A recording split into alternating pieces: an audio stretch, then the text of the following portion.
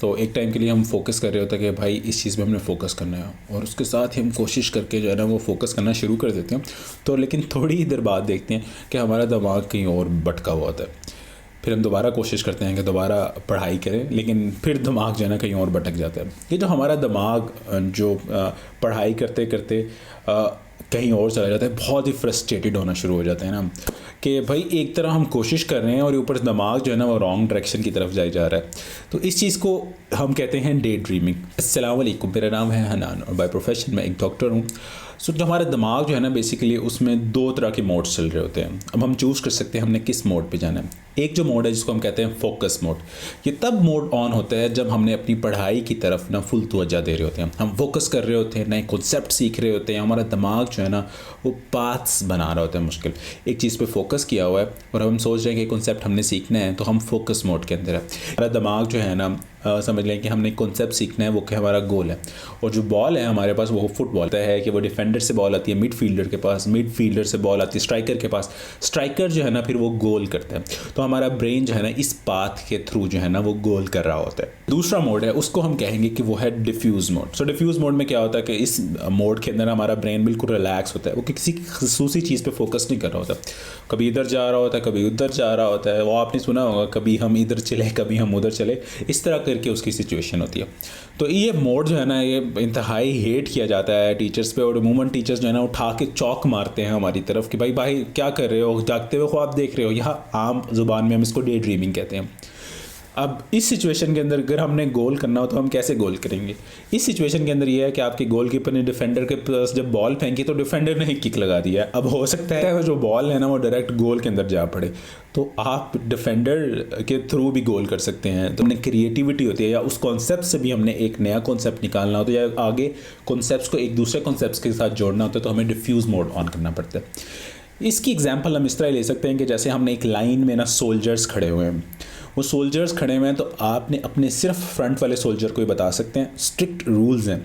और वो वाला जो सोल्जर है वो अपने सिर्फ सामने वाले सोल्जर को बता सकते हैं, और वो वाला सोल्जर भी अपने सामने वाले सोल्जर को बता सकते हैं। अब ये सोल्जर समझे कि न्यूरॉन्स हैं, तो सोल्जर ने अगले सोल्जर को बताई, उसने उससे अगले को बताई, इस तरह करके एक पूरी लाइन के अंदर जो है ना वो सोल्जर्स को बात पहुँच रही है। अब हम फोकस मोड में हैं।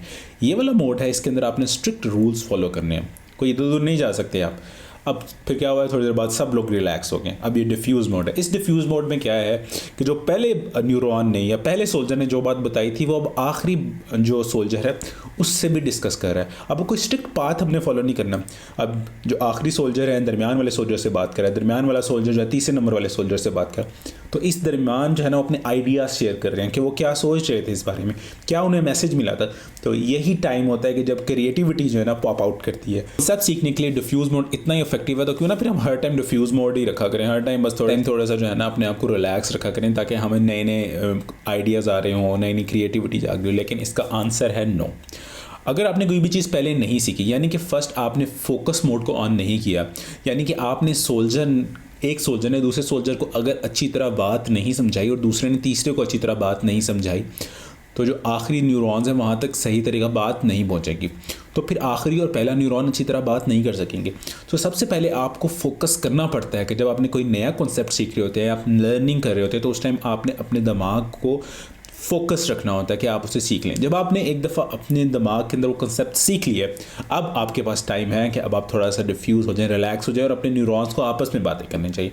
तो इसीलिए ज़रूरी है कि पहले आप अपना फोकस ऑन मोड ऑन करें, उसके बाद जब रिलैक्स हो जाएंगे तो न्यूरॉन्स को बखुद आपस में बातें करना शुरू कर देंगे और अपने आइडियाज़ एक्सचेंज करेंगे, और उसी टाइम फिर आपकी क्रिएटिविटी आएगी और आपकी न्यू लर्निंग होगी, नए कॉन्सेप्ट्स मिलेंगे, एक कॉन्सेप्ट से दूसरा कॉन्सेप्ट कैसे रिलेटेड है ये आपको पता चलेगा। इस तरह फोकस और डिफ्यूज़ मोड को ऑन करना। लेकिन फोकस मोड तो नहायत आसान है, अपने दिमाग को समझाएं कि भाई इस चीज़ पे आपने फोकस करना है, तो वो फोकस करना शुरू कर देगा। डिफ्यूज़ मोड थोड़ा सा डिफिकल्ट है इस लिहाज से कि आप उसे ये नहीं कह सकते ओह चलो अब आपने डिफ्यूज़ मोड पे जाना है, नहीं। इसके लिए यह है कि अपने ब्रेन को रिलैक्स करना है। तो अब आप अपने ब्रेन को किस तरह रिलैक्स कर सकते हैं। क्या अगर आप मोबाइल फ़ोन उठाएंगे और उस पर स्क्रॉलिंग करना शुरू कर देंगे तो क्या ये अपने रिलैक्स हो गए हैं और अब आप डिफ्यूज़ मोड में चले गए और आपके ब्रेन ने आपस में आपके न्यूरॉन्स जो बातें सीखी हैं आपस में डिस्कस करना शुरू कर दी हैं। तो इसका सिंपल सा आंसर है नो। क्यों? क्योंकि अभी भी आपने अपना फोकस मोड ऑफ नहीं किया, ये आप डिफ्यूज़ मोड में नहीं है।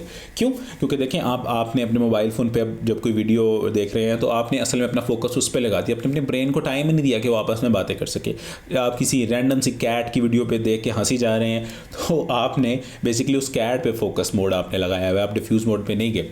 तो डिफ्यूज़ मोड को आप किस तरह ऑन कर सकते हैं? जैसे ही आपने कोई चीज़ लर्न किया तो बेस्ट तरीका यही है कि अब आप डिफ्यूज़ मोड पर जाएँ। लेकिन डिफ्यूज़ मोड ऑन करने का यही तरीका है कि आप अपने ब्रेन को रिलैक्स करें जहाँ आप एक्टिवली कुछ ना कर रहे हो, अपना ब्रेन जस्ट रिलैक्स हो, वैसे हवा में फिर रहो। तो वो कैसे हम कर सकते हैं? अब हम हवा में तो नहीं जा सकते, तो उसके लिए बेस्ट तरीका यही है कि आप जो है ना थोड़ी देर के लिए अपनी आंखें बंद कर लें। जब आप अपनी आंखें बंद करेंगे या नैप लेंगे तो आपके जो ब्रेन ने जो चीज़ सीखी हुई है वो आपस में न्यूरॉन्स डिफरेंट तरह से डिफरेंट पाथ से बातें करना शुरू कर देंगे।